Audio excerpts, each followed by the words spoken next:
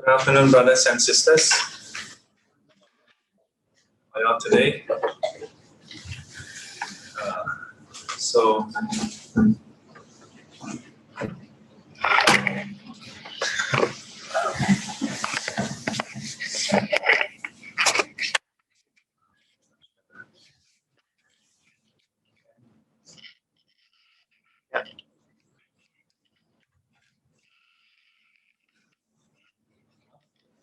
Showing on the screen.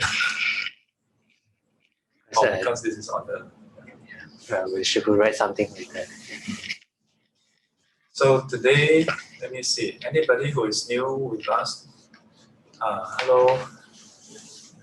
Tell us your name and how you got to know about this group. Your mother. Hello, mother. Happy Mother's Day to everyone. Yeah, Pongchit's mommy. Pongchit is a very good boy.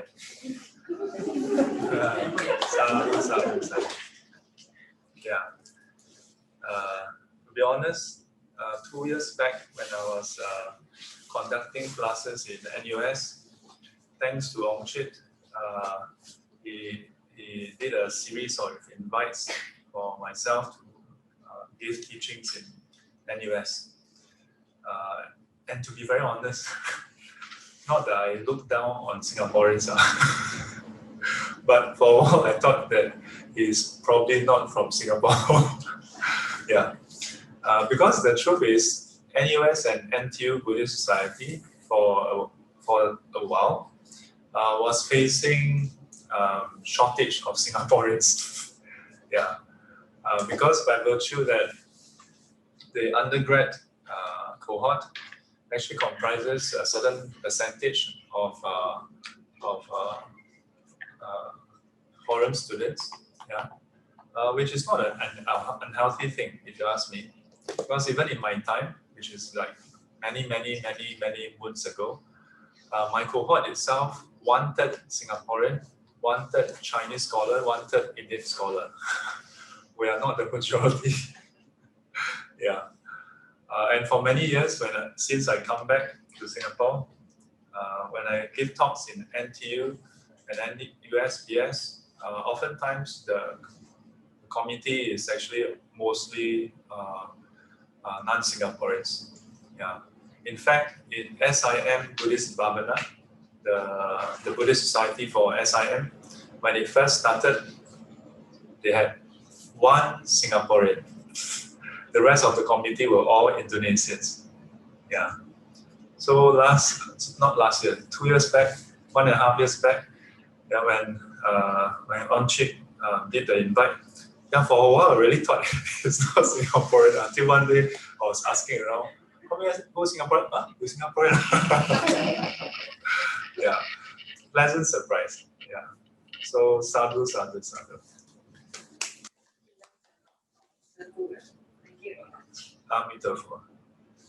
So what's your name? Even more. Huh? Even more. Even more. Yeah. Okay. And for a while, I was like, even more? Even mock. Wong. Even more. Yes. I see. Welcome.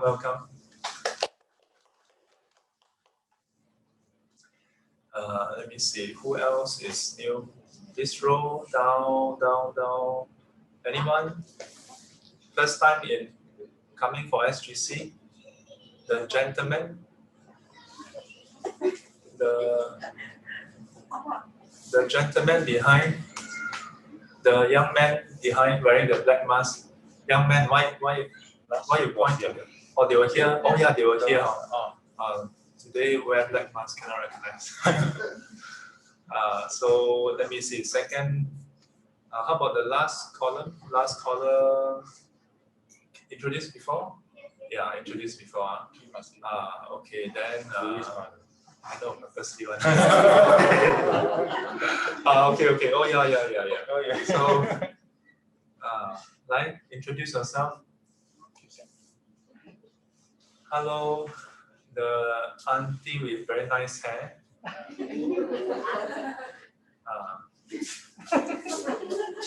Yeah. 哦，你叫什么名字？你怎么会知道我们这个共修？啊？叫什么？你叫什么？我叫阿辉。阿辉。哦，阿辉你好，欢迎来到我们的这个共修啊，共修啊，不是共修。然后你的口罩要盖鼻子。要盖鼻子，不是不要盖。你吃饱了没有？我吃饱了，你吃饱了吗？我吃得很饱。母亲节有没有快乐？快乐。快乐，很好。啊。你是谁带你过来的？如意。如意。哦，哇，你的法语讲得很标准。啊，哇，你懂得法语哈？哇哥。懂啊。不是华语，是法语。哦，我们都是叫他 Louis， 你是叫他 Louis， 啊，那个是法语的读音，很好，欢迎欢迎。还有谁吗 ？Anybody else? Anybody else who is new with us today? Welcome.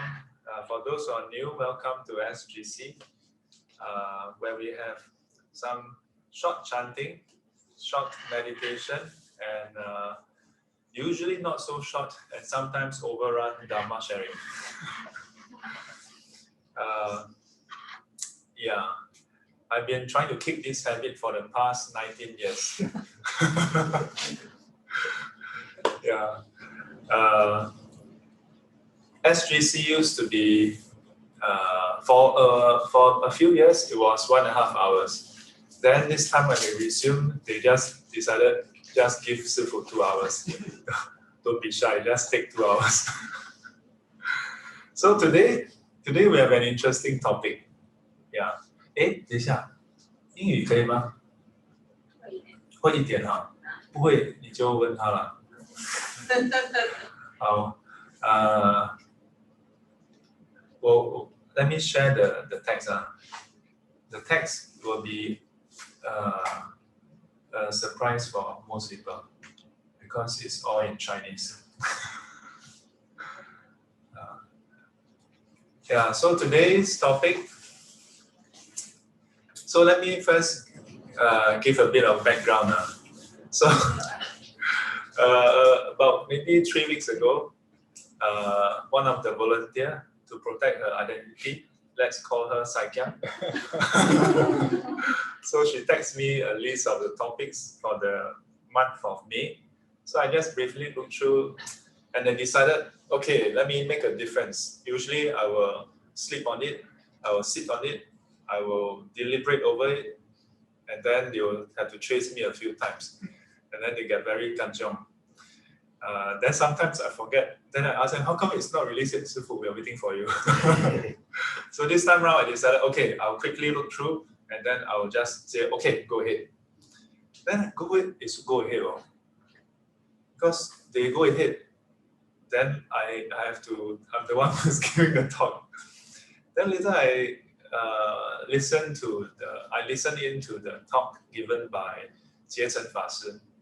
Then after that, I listened to the talk given by Kai Chen Fa Shi. Then I realized that the 10 qualities was mentioned in passing by one of the venerable, right? Yeah, I suspect, I don't know, but I suspect this was inspired by the talk. Is it? No, so coincident. Yeah. So when I look at later on, when I look at the topic and I started to, do up some mental outline of the talk, then I realized that I got trapped. I trapped myself because when I look at the topic, you know what the topic is? The full topic. The 10 qualities. What are the 10 qualities of the Buddha? Usually, this itself is a full talk, and only if you do it in brief. If it's in detail, it's a 10-week course. Each week cover one quality. then I realized that the topic is not just about that. It says, how do we practice it in our daily life? How do we practice it to perfection, and how do we apply it in our daily life or something, right? Then the more I read the topic, the more I realized, how am I supposed to deliver that? And then I thought, oh, so it seems like in this 1.5 hour session, my task is to guide y'all to attain Buddhahood. and then I realized, oh no, that's impossible. How to help y'all attain Buddhahood, or show y'all how to attain Buddhahood in 1.5 hours? Yeah, in the Tibetan tradition, Lama Tsongkhapa, he come up with a full commentary called the Lamrim that Venerable Huzhong, no, not Venerable Huzhong, that some of the centers cover over many years. Yeah, Ying Shun Dao Shi wrote 成佛之道, yeah, and Huzhong Fa Shi covers it in 3 years. So, so how am I supposed to cover it in 1.5 years? 1.5 hours, not years. Yeah, so then I thought, never mind, I can change the topic on the day. Then I thought, maybe not so good. So anyway, here we are. And as I was going through, you know, like I go and do some read up and look for the different materials. Then I realized that, wow, jialat, just from this 10, I hope I get the topic correct. Yeah, because I base it mainly on this sutra called 佛说十号经. Yeah, so the sutra where the Buddha declare the 10 epithets.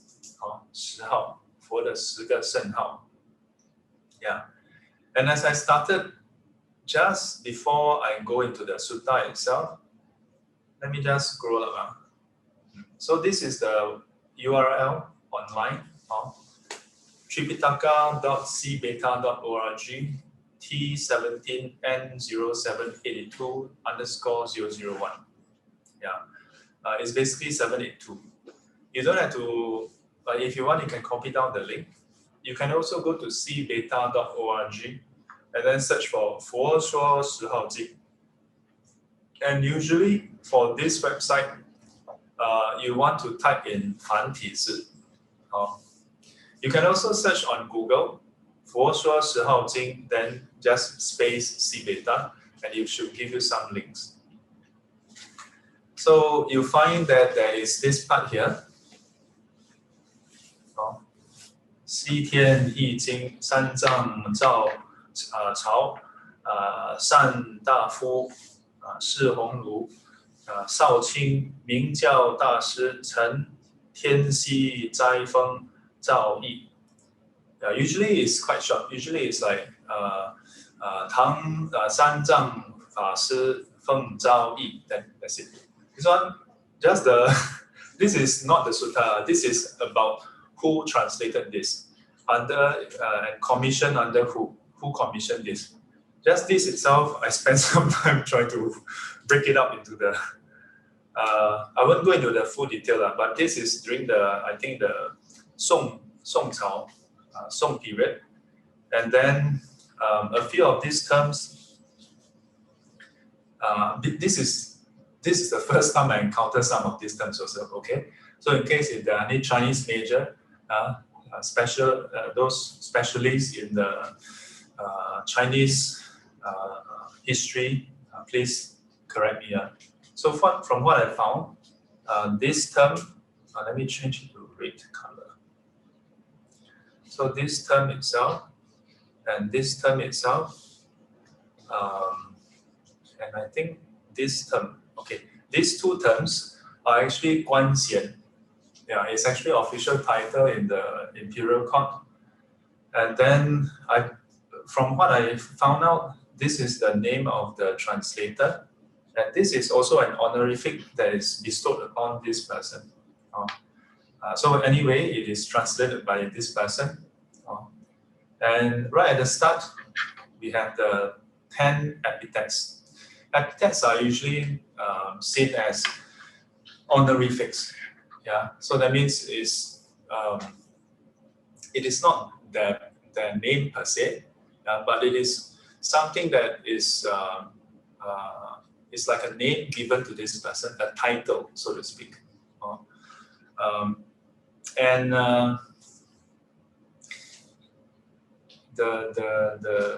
These epithets from the Buddha's time, we see in the suttas that back in the days, they basically pass through words of mouth saying, it is said that there is this ascetic, Gautama ascetic, who is in town, and this was reported about him, that he is an arahant, he is a bhagavan, he is a loka widow, and so on and so forth. Yeah, you'll recall every week when we recite, Buddha Vandana. Inside, then we start off with Itipiso, Bhagavan, Arahant, and so on. So in the Theravadan tradition, from what I know, they list out 9. In the Chinese Mahayana tradition, we tend to list out 9.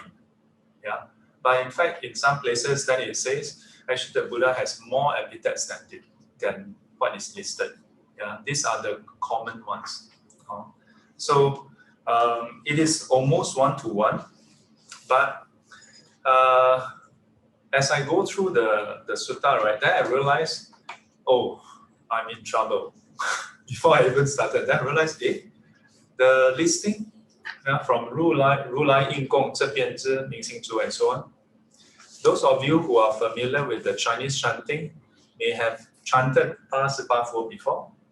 Then at some point you have 如来应供正遍知明行足三次世间皆无上师调御丈夫天人师佛世尊。That's the bell. So then I realized, because I had a discussion with Dhamma brother before about how some of the terms is broken up differently. And that's where I realized, jalan, how? Because in the sutta, you notice here, 世间解 and 无上师 is joined together. And then 善事 is separate. So in many other listing is 善事世间解 then is together. Then 无上师 is separate. And then here 佛世尊 is separate. Then in some places they are joined together. So like that, how I decided I just go according to the sutra. So actually in Kai Chen Fa Si's talk, he also listed, but he wrote down the English text. We should have invited him to come and give this talk.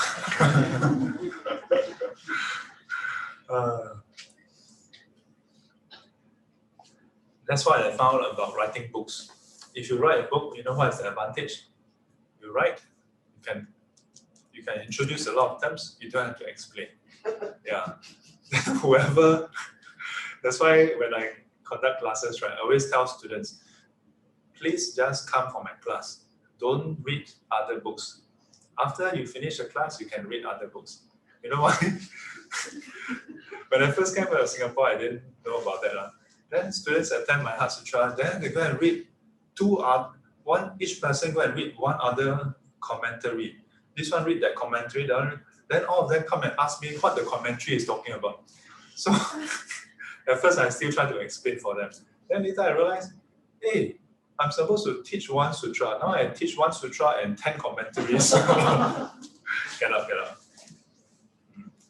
So according to the version that I found in the C Beta, which is in the Tripitaka, it just starts off and goes straight into Venerable Ananda asking the question. Are you all familiar with Venerable Ananda? So he's one of the chief disciples chief in his memory. He is declared by the Buddha to have many supreme qualities, but one of the main one is his memory. How good? Using today's term, it will be photographic memory. Whatever he has heard or has encountered, he will not forget. So he served as the Buddha's personal attendant for 25 years. The Buddha is said to have taught for about 45 years, so the later 25. He is also the Buddha's cousin, and he was chosen by the Buddha to serve as attendant. And as I've shared with you all before, when the Buddha asked him to be the personal attendant, he didn't just readily say yes. He even gave the Buddha a series of criteria. When I first heard of that, I was quite amazed. I was like, wow, Buddha asked you to be attendant. You didn't immediately kneel down and say, oh, sadhu, sadhu. You even give Buddha requirements. It's like, imagine if Sifu, I mean, I'm not Buddha, but so far, when I ask students to help out as volunteers or anything, so far I haven't encountered anyone say, Sifu, wait, hang on, you want me to volunteer? I have some conditions. So far, no. But a few of the conditions that was key was that Venerable Ananda requested the Buddha that he be allowed to listen into whatever talks he give. Whatever teachings he may be giving, he be allowed to be there.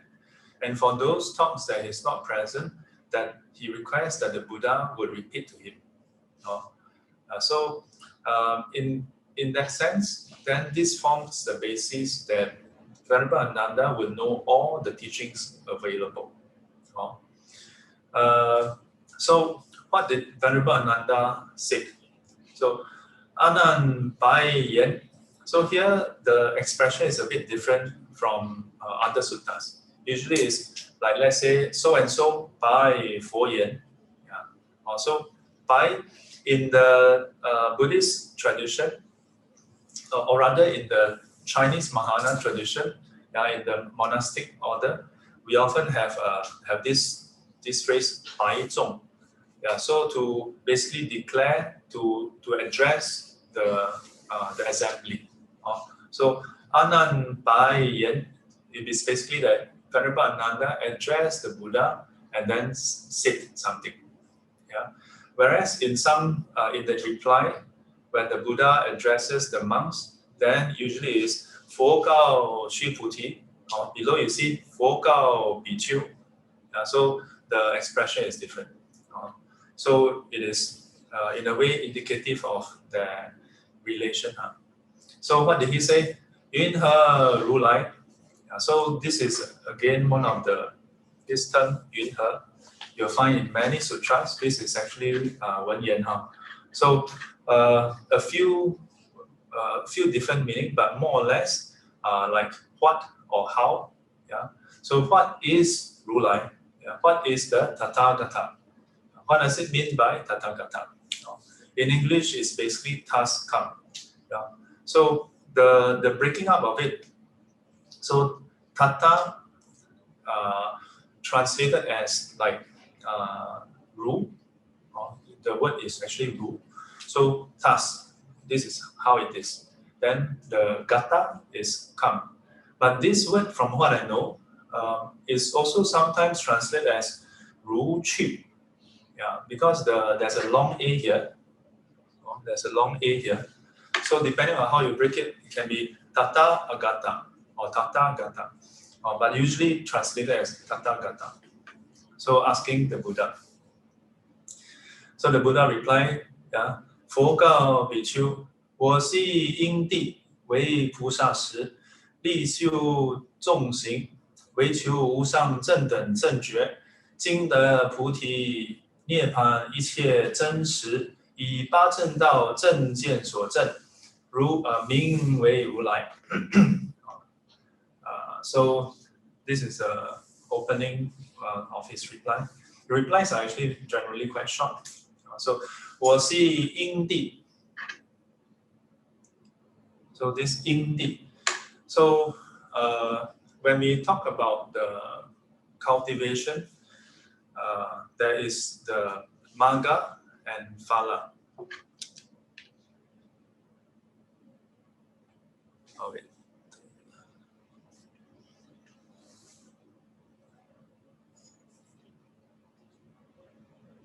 Magga.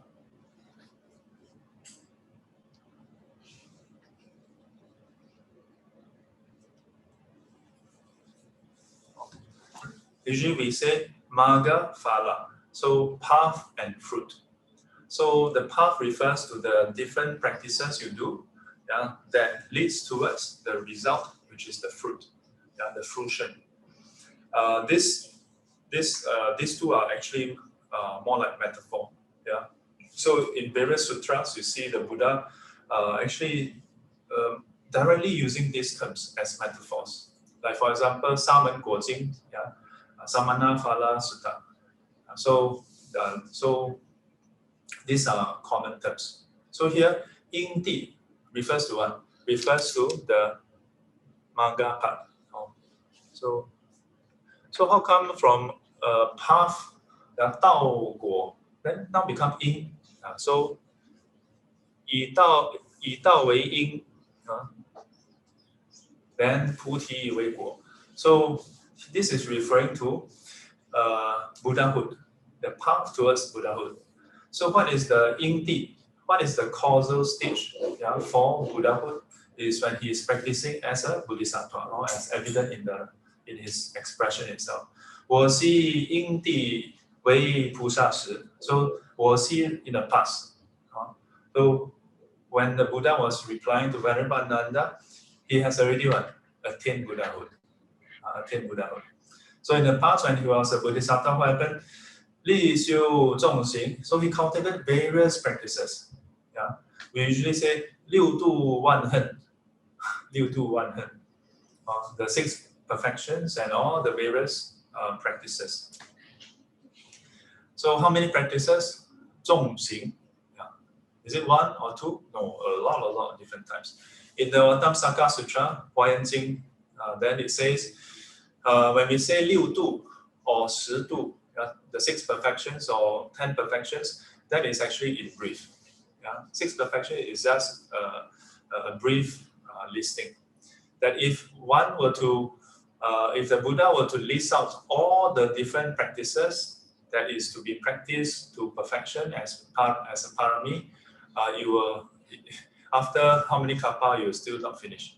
Basically innumerable. So why do all these practices? 唯求无上正等正觉. So for the sake of pursuing, trying to strive for what? The unsurpassed perfect enlightenment. So this 无上正等正觉 is something that we often recite also. Anuttara Samyak Sambodhi. Again, so if you were to look at the Itipiso part, you'll find that we recited that also. Under page 5. So we have Samma Sambuddho. In fact, the first page, when we start off, Namo Tassa Bhagavato Arahato Samma Sambuddhassa. Samma Sambuddhassa is inside. So, but the Anuttaro in the Buddha Vandana is separate. So you have Lokavido Anuttaro Purisa Dhamma Sarati. So Anuttaro is one of them. And then Samma Sambuddho is another one. So for the sake of achieving the unsurpassed perfect enlightenment, so that was way back.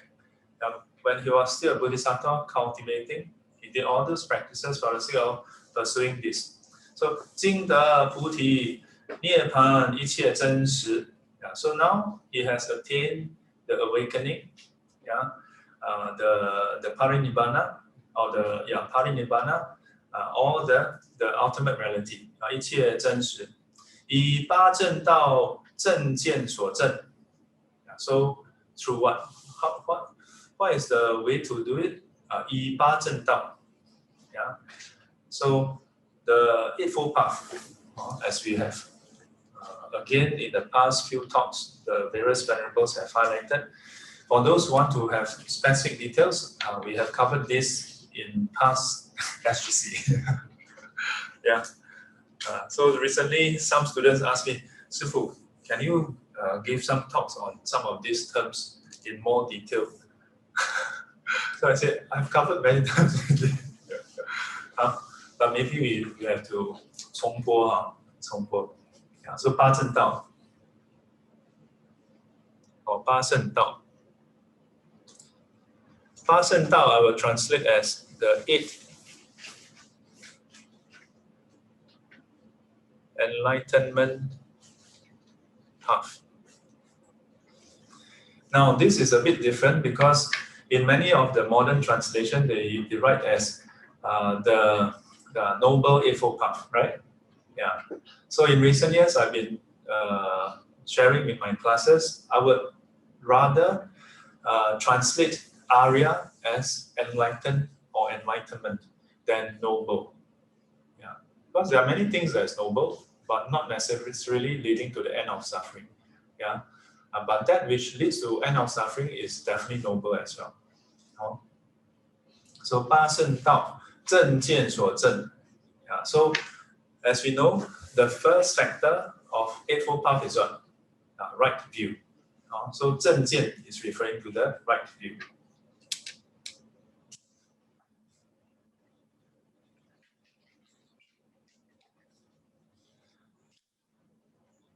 Just zoom in a bit. So as a result, 名为如来. So on this basis, you are named as 如来. So further, 如过去正等正觉. So just like in the past, 正等正觉, in other words, the past Buddhas.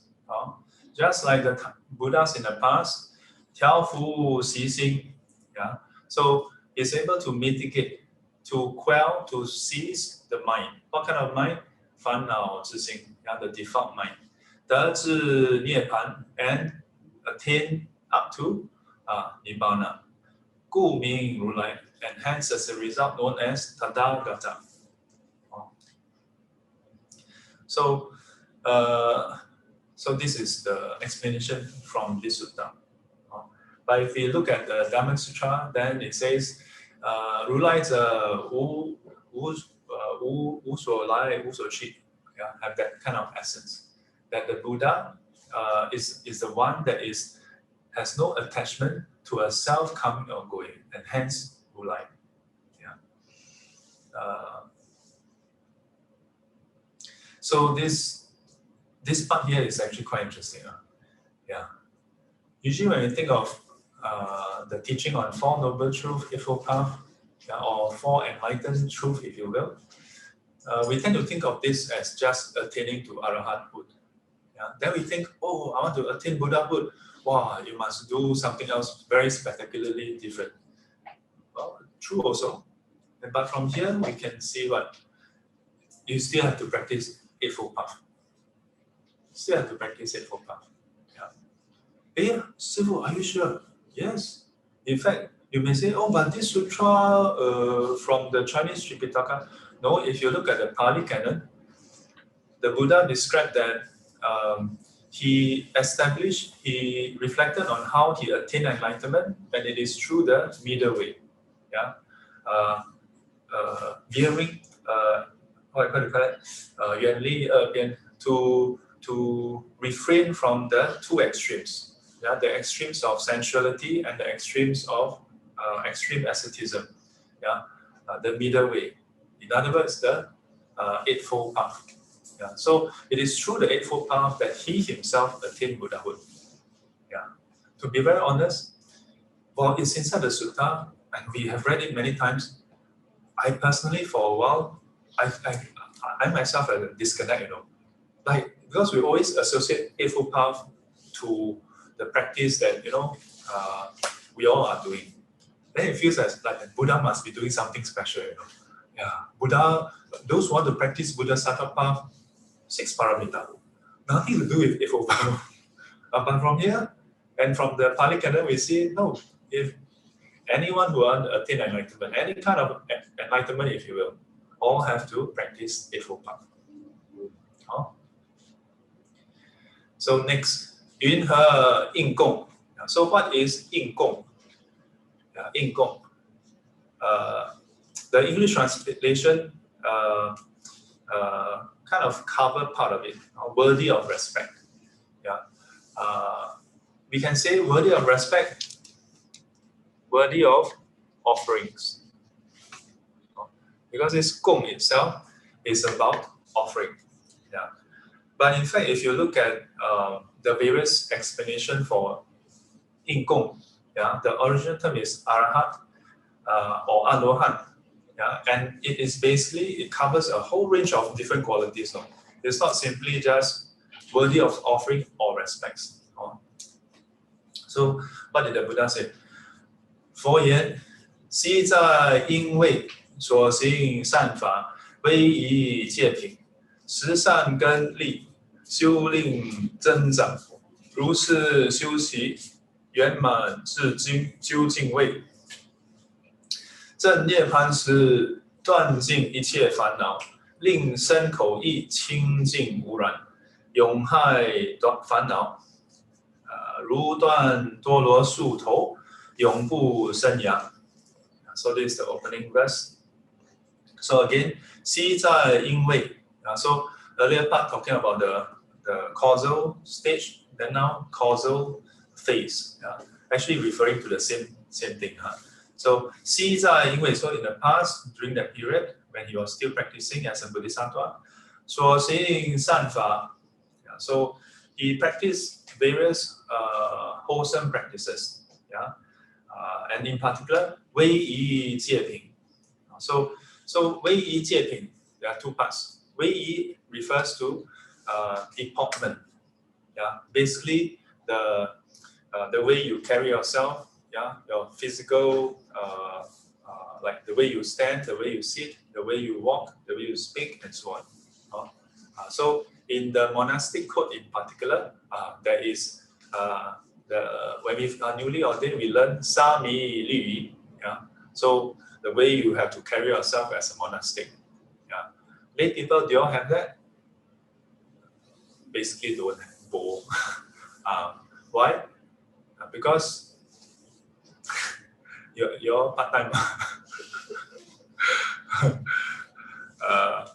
In a way,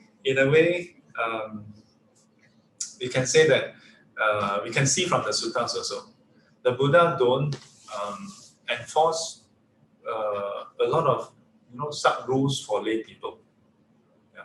That's why sometimes when lay people ask me, 师父,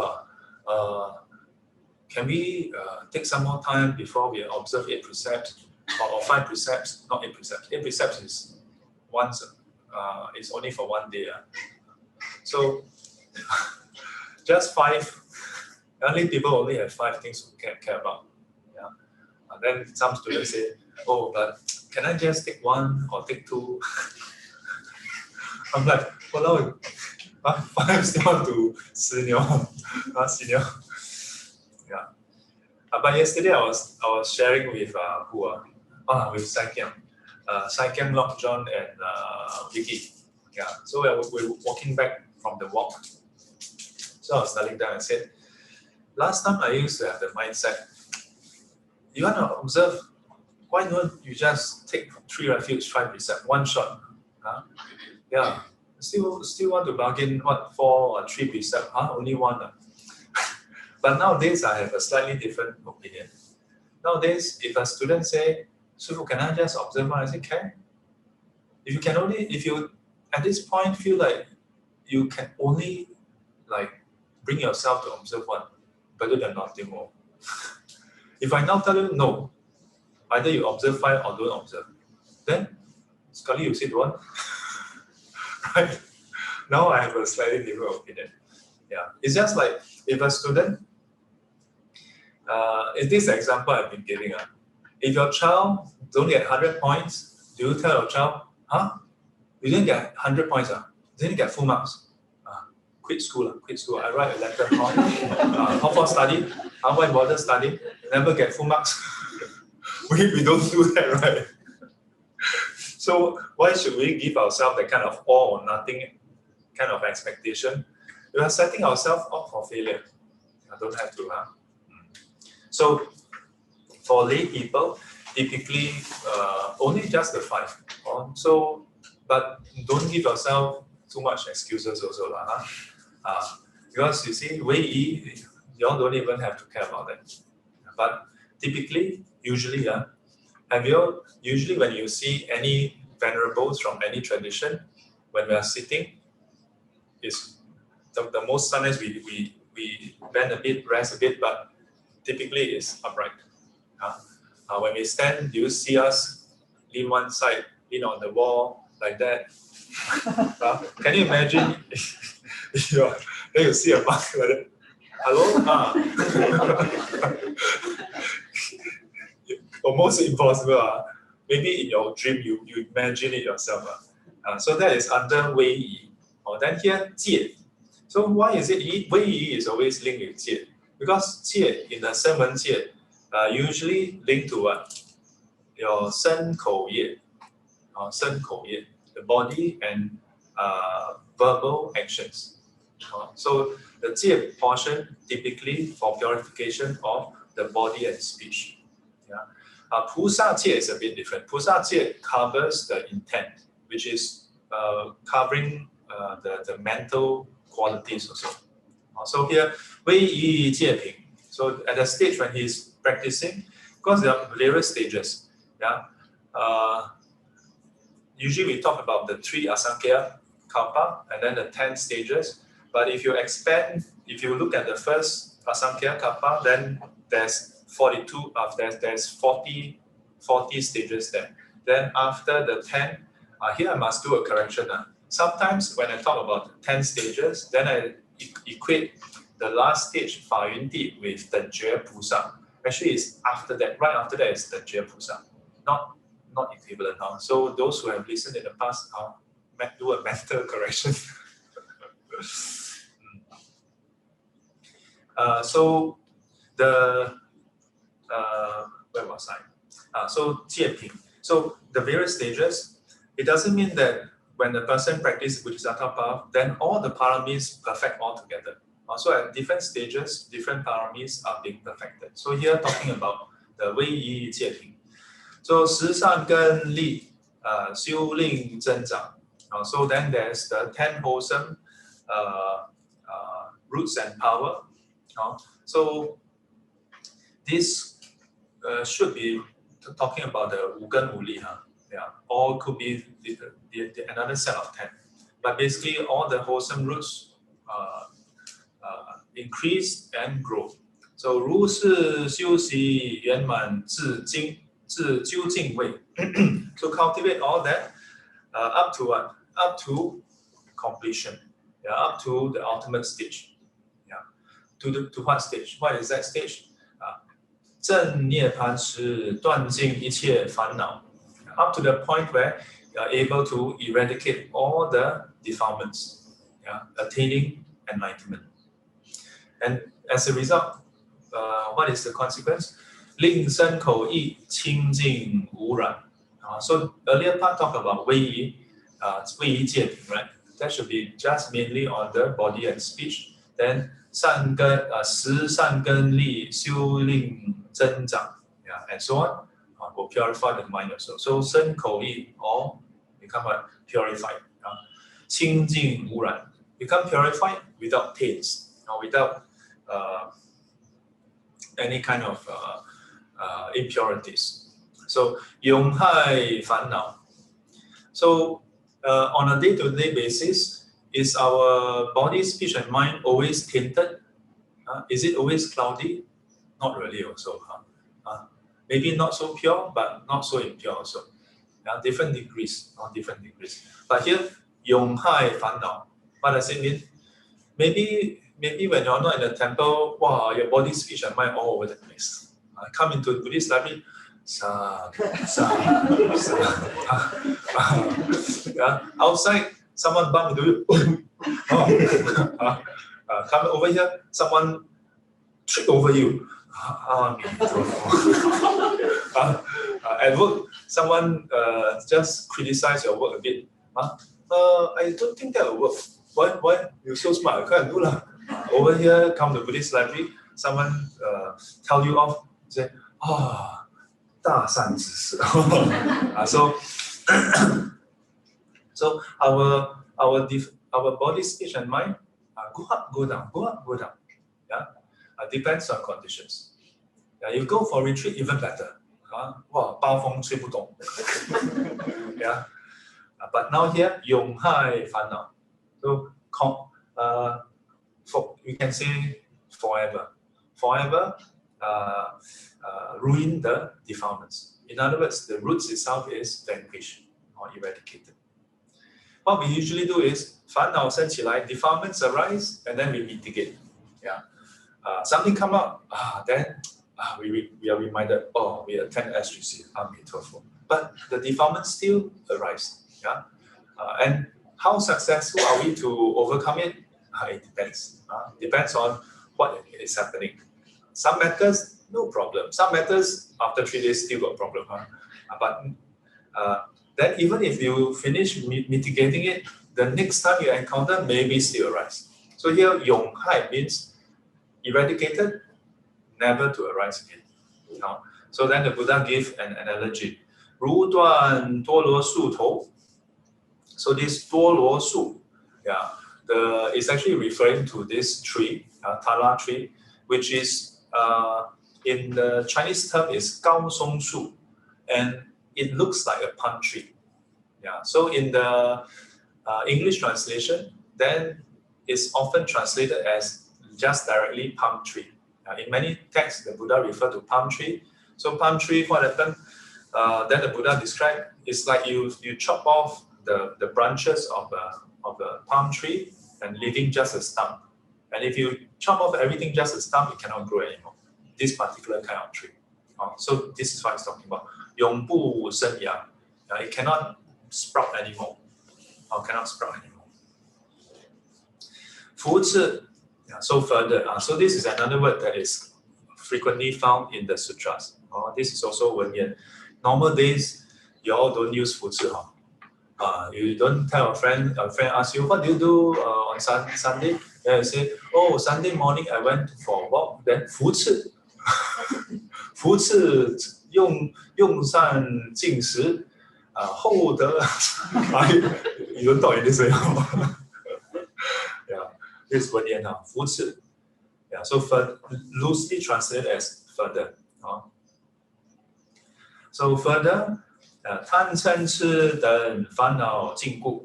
So further, and there's a 痴. So maybe a bit of that sequence. So in sequence, then 贪嗔痴, the greed, hatred, delusion are the 3 root of evil, the 3 defilements, primary defilements. Yeah, but then there's a third. There's a third. So not just these 3. Yeah, the greed, hatred, delusion. Yeah. The primary 6, 贪嗔痴慢疑二见. These are the root. Those greed, hatred, delusion, 贪嗔痴慢, conceit, or sometimes translated as pride, 慢疑, doubt, and 二见, wrong views. Yeah, and then this is just primary 6, and then there are many secondary defilements, the mental concomitants. So all these what? 烦恼禁锢. So with all these defilements completely ceased. Yeah? So usually in the sutra, when you say 禁, then usually it means end. No more arising. 一切诸趣永不皆生. So this is another term, 趣. So this 趣 refers to destinations. What destination? Not talking about 313 lah. Not talking about shopping center destination. Talking about what? usually talking about the 5 destinations, the 6 realms. In the sutra, the earlier sutra usually refer to the 5 destination. Heavenly human is the pleasant destination.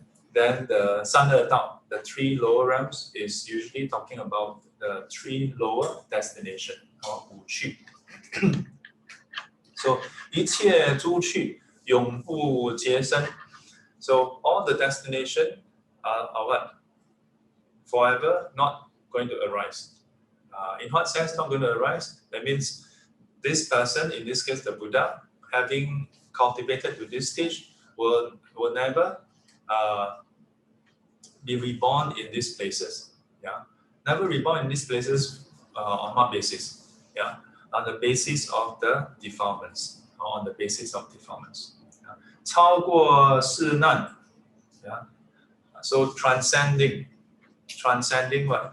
The 4 difficulties. Yeah, 生老病死, 苦果之法. So transcending these 4 aspects of life. 生老病死. Yeah, what is this? This is the first 4 of the 8 suffering. 苦果之法. These are the fruits of suffering. 祸苦2种而永不生. So this is actually talking about the ignorance and delusion, but it's also a general term for all the taints and defilements. So one is the fruit of the defilements, and then the other one is the defilement itself.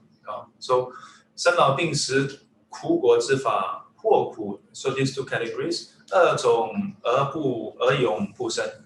So all this completely eradicated. Yeah. So on that basis, 立应供好. On that basis, then the Buddha has this epithet, yeah, of 应供 or Arahant. Arahant is actually Sanskrit. Yeah. Arahant is actually Pali. So if you look at the translation, the transliteration we usually use, Arahant. So it sounds more like Arahant than Arahant. And you will find that, as I mentioned in some classes, the various translations are not always tied to the Sanskrit one. Yeah. Oh, I missed out something just now. So 佛告比丘. So nowadays, we usually use 比丘. This is the earlier writing of 比丘. So both are transliterated from bhikshu. 福赐令彼世间所有衣服卧具饮食汤药众方宝盖香花这个灯果及天上人间最上之物供养与佛获得最上这个福贵吉祥之福是名应供之号。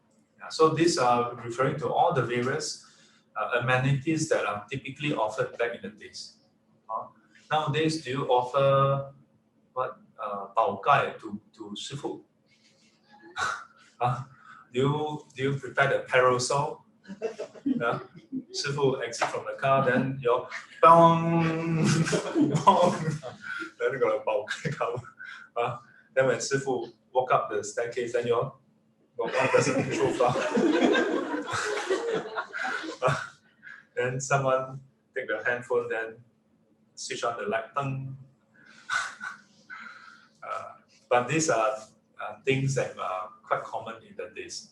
But if you look at the first few, 衣服卧具饮食汤药, so this loosely is linked to the 衣食住药, the 4 requisites, and the rest are other amenities. Yeah. So what about it? This is linked to the Buddha describing the Sangha as 良福田. Yeah. So that whatever offering is given to such to this body of the Sangha, there's much merit. So that's why it's 良福田. So linked to this, the Buddha is one such individual, yeah, that because of his cultivation, that if you are to do offering to the Buddha, the results is 获得最上富贵富贵吉祥之福 that you will receive the highest the fortune and auspicious merits.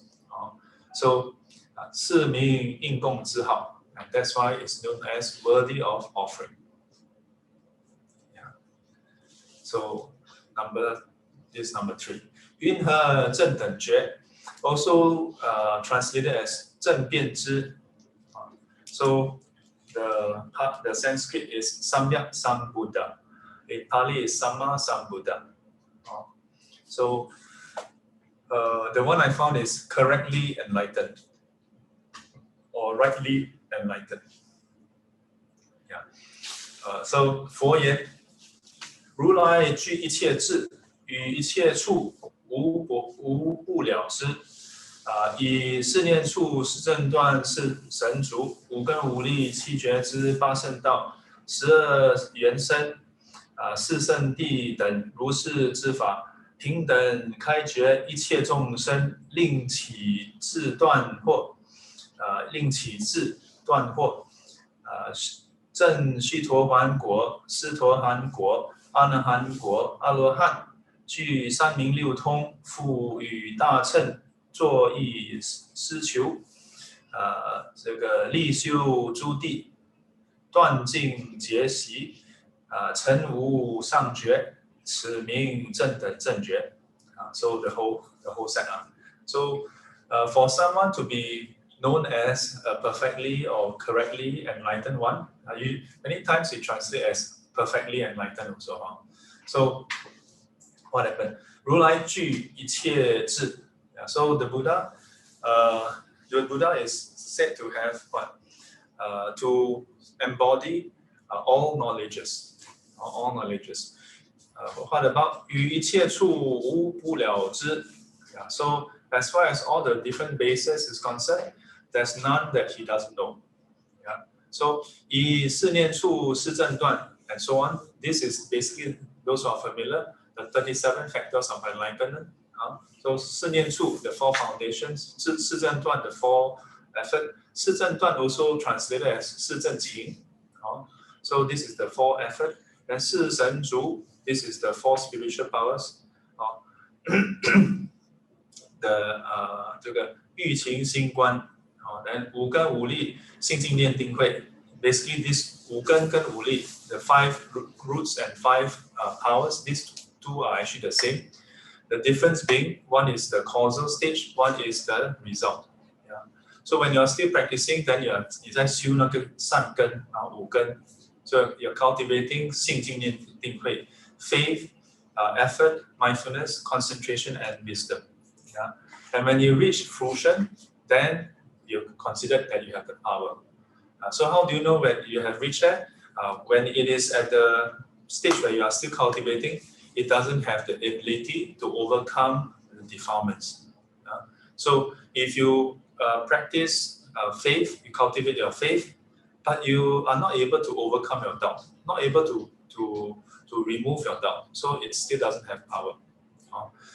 And so on. 五根五力 and 七觉支, the 7 factors of enlightenment. So this is the I think we went through that before in I think the Tuesday class. But this in the Chinese Mahayana and the Theravadan tradition, there are some terms that the order is different. Then 八圣道, the 8 enlightened path, we have gone through many times. Then 12缘生, also known as 12缘起, and some translation translate as 12因缘, basically the 12 links of dependent origination. So 无因缘行，行缘事，行缘名生，名生利，利缘处，处缘受，受缘爱，爱缘取，取缘有，缘生，生缘老死，愁叹苦忧恼，众苦聚集。So 四圣谛, so 四谛法, so 四谛法, the 4 truths or 四圣谛, the 4 noble truths, the 4 enlightened truths. 等 again 等, 等如是之法, etc. So this is just a summary of 37 factors of enlightenment, and the 12 links and the 4 noble truth. This is just in brief. There are many, many more. So with all this, what happened? 平等开觉一切众生. The Buddha is able to use all these teachings to do what? To you can say to awaken. Yeah. So how does he awaken all sentient beings? He basically teach. Yeah. He guide. He teach. He explain to them, answer their questions, and sometimes ask them more questions. Get them to reflect, and then through that process, those who has little dust in their eyes, they become awakened. And then what happened? 令其自断惑. Yeah. So causing them to arise the wisdom, the knowledge, and eradicate the bewilderment, the delusion. And from there, then attain to the various fruits, the 4 fruits over here. Sotapanna, Sakadagami, Anagami, and Arahanthood, the 4 stages. Stream enterer, once returner, non-returner, and Arahant. So 具三明, and to be able to to what? To be complete with the 3 knowledges, 三明六通 usually come together as a pair. So that's why here is 顿号, 三明六通, 3 knowledges and the 6 spiritual powers. 赋予大乘作意施求. So the earlier part is just Shravaka part, attaining to liberation. But from there, 赋予大乘, and further from there, with respect to the Mahana path, the greater vehicle, 作意施求, start to give attention, and then to reflect on it and have pursuit. Yeah. Then what happened? 立修诸地, and go through the cultivation of the various stages. 断尽结习, so eradicate and cease all the habituation and all the fetters. 成无物上觉, and attain to the unsurpassed awakening. So someone who does all this, 此名正等正觉. That's why how to cover it, just number 3 then. That's why when I go through it, I'm like, I sabo myself. So have to pardon me, I have to go very fast. 云何明行足? So what is meant by this? Perfected in wisdom and action. So we usually recite Vijja Charana Sampanno. Yeah, so you notice that in many of the terms, here I put A and not O. So this is actually about Pali Sanskrit grammar. So when they have something called the, how do you call that? So they have this notion of a root word, yeah, and then the root word can and will change according to the tense. If it's singular, if it's plural, if it's normative form, if it's accusative form, if it's gender, a lot of different, then the words will change. So in this case, if it's a single one, it's supposed to become sampanno, yeah. So that's why like Buddho, yeah, because referring to a specific Buddha, so singular, so become Buddho. Whereas in normal writing, we what do you call that? We romanize the Pali and Sanskrit. So that's why we have Buddha and Buddhas. Yeah, actually that is improper Pali and Sanskrit. So 佛言名为天眼明、宿命明、漏尽明. So the Ming here refer to the Sun Ming. So this is it's not just psychic power, because 天眼、宿命, these 2 are psychic power, but 漏尽 is not. And further, all 3 has the Ming, so it actually has wisdom inside. So 天眼 and 宿命, the divine eye, and the so these 2, 天眼, the first one, refers to the ability, it's actually very broad.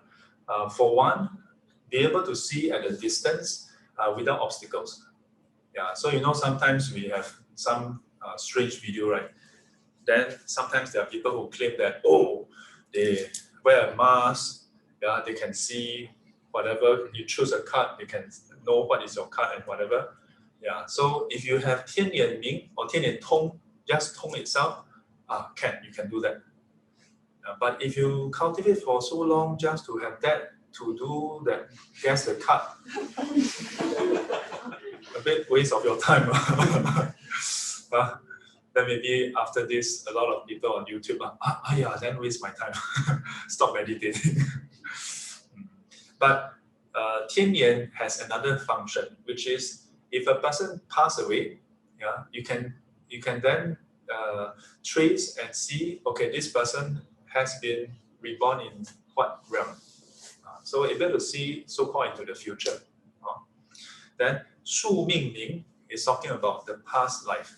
So these two paired together, one can see the future life of a person, the other one can see the past life of a person. Yeah. But here, these two add a ming, so that means there's wisdom inside. Yeah. Why is there a need for that?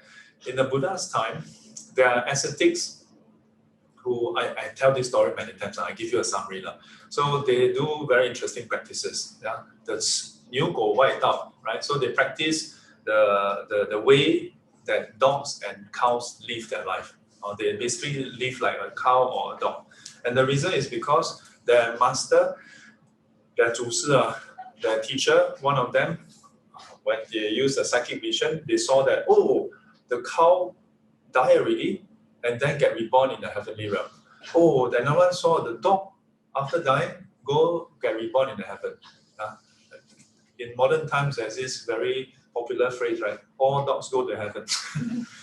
Sometimes I see this, this one maybe the same white dog from the past. still thinking that dog go to heaven.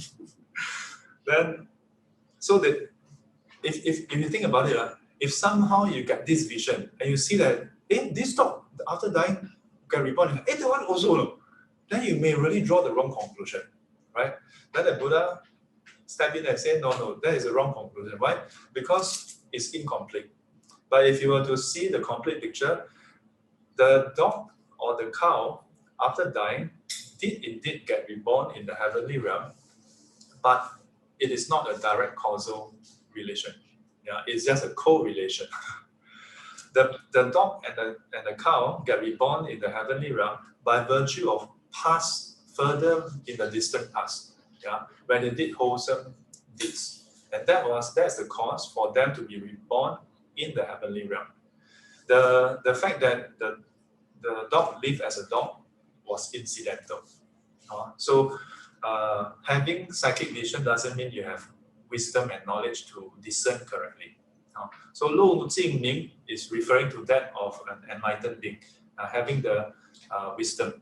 So 行足者, so there's 明行足, right? So there's two parts. The second part, 行足者. So in terms of the action, that is, we can say perfect. 为如来身口意业. So as far as the Buddha's body, speech, and mind is concerned, the bodily, verbal, and mental action. So here is talking about the action of what we call karma, or 业. 善修满足. So well cultivated to perfection. 真清净, 真正清净, 真正清净, 真清净, 真清净. 不是真正清净, 真清净. So it's right and true, truly purified. Yeah. So no, not the slightest fault. Not the slightest fault. In contrast to what? Not in contrast to us. Ours is not in the same scale. But in some of the texts that it says, in comparison to the Arahants. So Arahants, while they are perfected in wisdom, but in terms of the body, speech, and mind, there may be some action that is not perfect yet. it's highlighted not for us to criticize them. Please don't think, oh, like that, I must go and find which arahant, oh, like that one. No, no. It is actually talking about how that in such cases, even though the actions, body, speech, and mind, usually don't talk about mind because mind is pure, but the body and speech may be imperfect, yeah, but not driven by defilements. Not driven by defilements. So in the Vinaya, you see some examples of this. The arahant, because of certain habits, may do certain things, yeah, and then but the Buddha has set down a rule, and then but he didn't know. So when others tell him, oh, the Buddha has set down a rule not to do this, didn't you know? Then, oh, I didn't know. Then after that, never again do it. That's the difference between arahant and us. Yeah. So some students ask, Shifu, how do I know? Maybe are there those who attain arahanthood but don't know that they attain arahanthood? So very simple. You check yourself.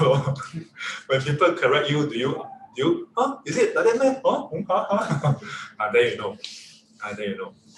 There's one story that my teacher mentioned before. The what is that? The Xiao Bei, the He. I think some venerables other venerables also talk about this. Was it 有为法师 or who in some talks? But basically the He. So there's this arahant, there's this disciple. So he was walking with the, I think it was with the Buddha or something. But basically there was this river. And whenever this monk reached the river, he will basically say, 小贝, like, open up the river. And then that river spirit will really open up the river, then he can just walk across without getting himself wet. But he will call him 小贝, basically little slave or little servant, you know. So what happened is that this river spirit, so also not happy. Every time call me using such terms. So go and complain to the Buddha. Then the Buddha asked that monk over and asked, did he say that? He said, yes. Yeah, 我叫他小贝. Then no, don't call him that. Yeah. So after that, okay. So the ending is quite funny. The ending is the arahant go and tell the 小贝 like, 好的小贝.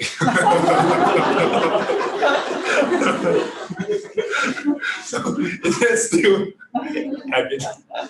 So in the some of the teachings that it says, this is the 习气. Yeah.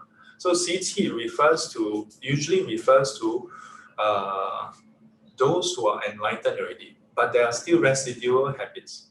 For us, we cannot qualify to be called 习气. Ours is 习性. Yeah, not 气. 习气, actually the term 气 has a, so for example, like we offer incense, okay? You offer incense a day out. Then one day when you don't offer incense, the altar still have that incense aroma. So that's the 气. Yeah. Whereas for us it's 习性. Because why? Yes, it's so deeply rooted. We still have the roots. So it's like second nature.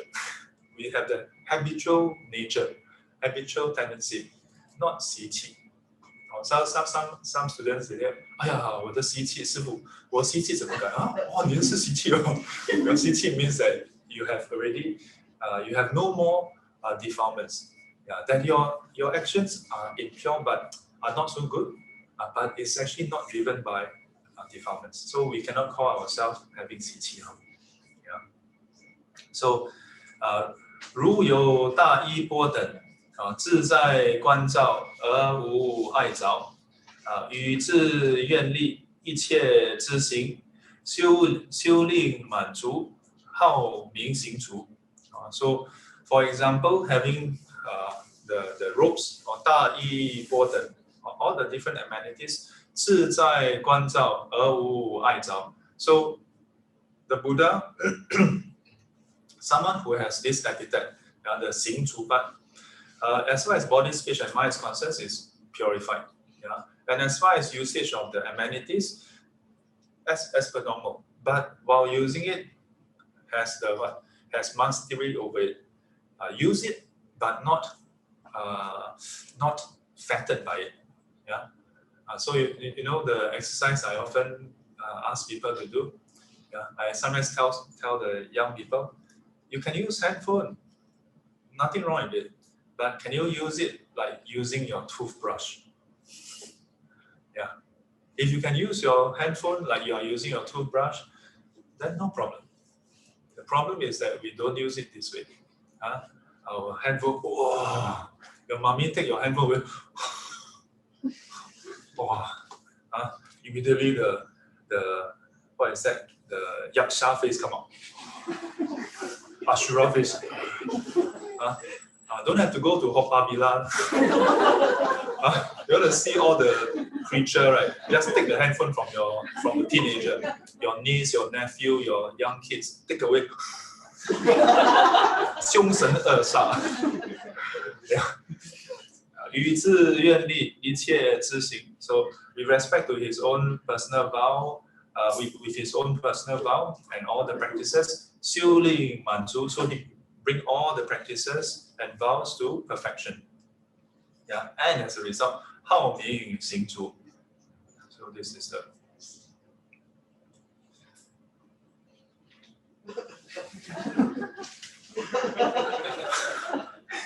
So that's why I say I don't know who's Abu. I feel that if I just brush through the rest, it's not fair to the sutra, not fair to you. So I think we have to adjourn for the next one. And do you not see a difference? Today I don't digress too much. And I didn't elaborate further. Already like that.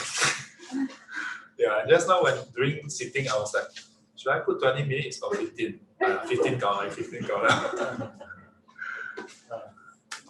So I hope this is a good opening for everyone to have a deeper understanding. And I think it's I keep joking about Saikyam Saboing, but actually it's good because every week we recite it, right? So it's good to know what you're reciting because when you truly appreciate it, it's actually very touching, you know. Yeah, just reciting this, not just as a chanting, Itipiso Bhagava Araham Sam. I mean, it's also good. You feel very spiritual, right? Yeah. Chant with the intonation. Yeah. But when you really go through the meaning, and this is actually still quite brief, because if you look at other of the texts that talk about the actual practices that Buddha do, then you really feel like, wow, how are we worthy of this teaching? You know?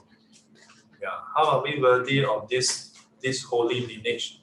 Yeah, and through how many? And besides the Buddha, so many masters go through so much hardship just to bring the teachings down to us. Yeah. So let us keep the teachings in mind. The best way to honor the Buddha is not simply reciting the epithets, but to remember what they stand for, and in so doing, to aspire towards such practices as well. That 愿消三障诸烦恼，愿得智慧真明了。普愿罪障悉消除，世世常行菩萨道。阿弥陀佛，起立。